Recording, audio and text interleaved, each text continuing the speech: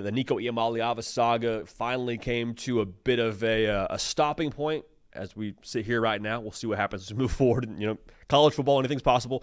But Joey Aguilar to Tennessee, if you're a Tennessee fan, there was the initial rush of excitement. There was the emotional, relief, I think, to some extent of, okay, we got a portal quarterback. We got someone with experience.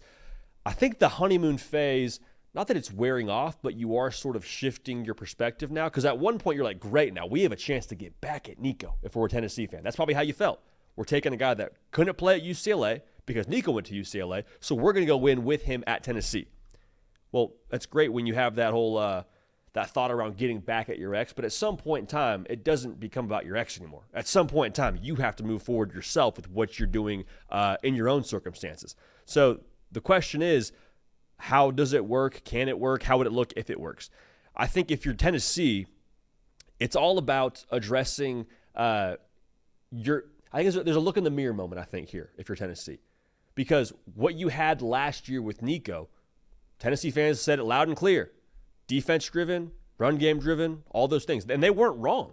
They weren't wrong in the slightest. But if you want to stay with that formula, the defense has to stay at a top 5 level. It's asking a lot.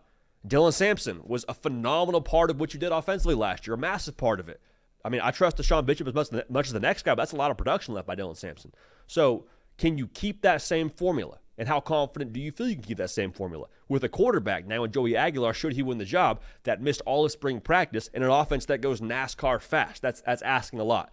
So the thing that I would say is if you want to elevate Joey Aguilar or you have the same expectations of making the college football playoff, which I think are one and the same, I think you have to decide you want to make some lifestyle changes. All right? We all know how this is. You get into a new relationship and you say, okay, was I the problem?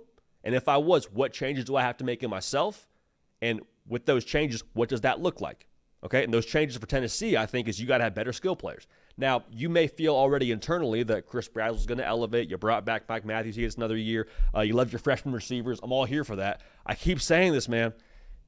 I think you got to go spend some money here. I think you got to go get him some weapons. If you want to live a different lifestyle, you got to do different things. And for Tennessee, they have been at their best when they have absolute mavens on the perimeter, right? When you got Jalen Hyatt winning the Blitnikoff, you got Brew McCoy and Cedric Tillman and the tight end game. Like, you got all these pieces working for you. That's when the Tennessee offense was really humming. Should also be noted, it was really humming behind a quarterback with some experience, a Hendon Hooker. Like, Joe Milton had experience, but not really the same, starting solid experience that Joey Aguilar is walking in with. Now, Joey Aguilar comes from the Sun Belt, and Joe Milton came from the Big Ten at Michigan, and then a little bit of time in the SEC, obviously being the quarterback at Tennessee before Hendon Hooker took over. But you hear the point I'm making. I think Joey Aguilar's experience was probably a massive part as to why you brought him in. Make sure you have everything around him to where you don't get to October, early November and say, man, if only we had some guys for him to throw the football to. If only we had guys that could separate on the outside. Like, blame Nico as much as you want to. Adding in Joey Aguilar doesn't get more wide receivers open one-on-one. It doesn't. So I would expect Tennessee to be pretty active here in the portal at the receiver position. I'll say this. I would be shocked if Tennessee finishes this portal cycle without a wide receiver. That's all I'll say. Because I think the reason for Tennessee being active in this sense is they care, man. They care a lot. Like, I think Tennessee is very aware that they probably have to do more at the wide receiver position here going forward. And I think that's something they're going to go ahead and do because they have now some extra NIL funding. Not that money was a problem for them, but if you're paying Joey Aguilar 7 figures less than what Nico would have made, that frees you up to go shop a little bit here. So we'll see what that looks like. We'll see how many and all that when it comes to the receiver position. But the bottom line here is go fix the problems from last year, which was wide receivers getting separation. Do that via the portal, and then go and help Joey Aguilar here get all the way activated when it comes time for fall camp. Kato and I were talking before the show.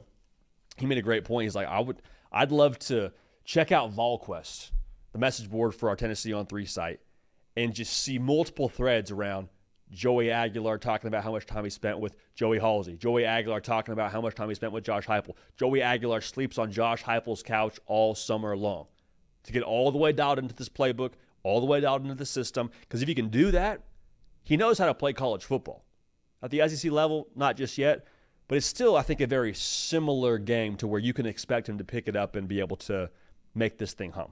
The run game has to be there, defense has to be there, but if you want to expect college football playoff entry and beyond, you got to make sure you have the right pieces around him, and that starts to me in this transfer portal cycle, finishing out the rest of this week. So make sure you're locked in here at On3. All the coverage for you around the portal and otherwise. Appreciate y'all in advance for that.